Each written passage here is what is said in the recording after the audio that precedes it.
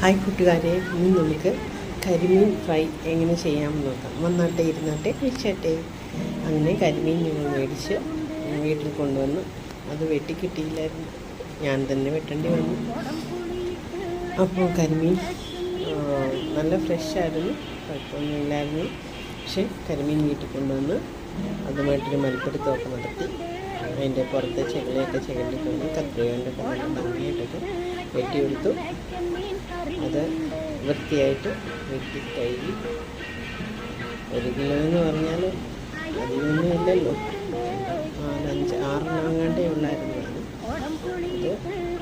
ഒരു മാതിരിയൊക്കെ വെട്ടിയെടുത്ത് അതിന് കഴുകി വൃത്തിയാക്കി ചട്ടിയിലിട്ട് അങ്ങോട്ട് എടുത്തു. പിന്നെ അതിനുള്ള അരപ്പുകൾ തയ്യാറാക്കി.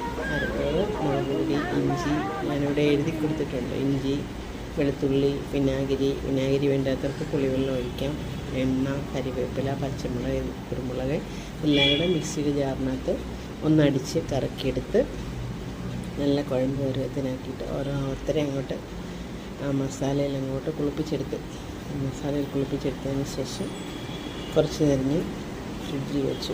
ഒരു 10-15 മിനിറ്റ് ഫ്രിഡ്ജിലിരുന്നതിന് ശേഷം അവന്മാരെയുള്ള കൊട്ടപ്പന്മാരായിട്ട് അങ്ങോട്ട് ഒരുക്കിയെടുത്തു. പിന്നെ അടുപ്പയിൽ എണ്ണ വെച്ച് ഒരു കറിവേപ്പില ഇട്ടു, മീൻ അതിലോട്ട് പരക്കിയിട്ട് അങ്ങോട്ട് വറുത്തെടുത്ത് സവാളയൊക്കെ അരിഞ്ഞ് നല്ല ബേഷായിട്ട് ഇട്ട് ചോറിൻ്റെ കൂടെ കൂട്ടി. എല്ലാവർക്കും കരിമീൻ ഇഷ്ടമാണോ? കരിഞ്ഞു പോയതല്ല കരിമീൻ, അതങ്ങനെ കരിമീൻ നല്ല ഫ്രൈ ചെയ്ത് എടുത്ത് നല്ല രുചി ഉള്ളതായിരുന്നു.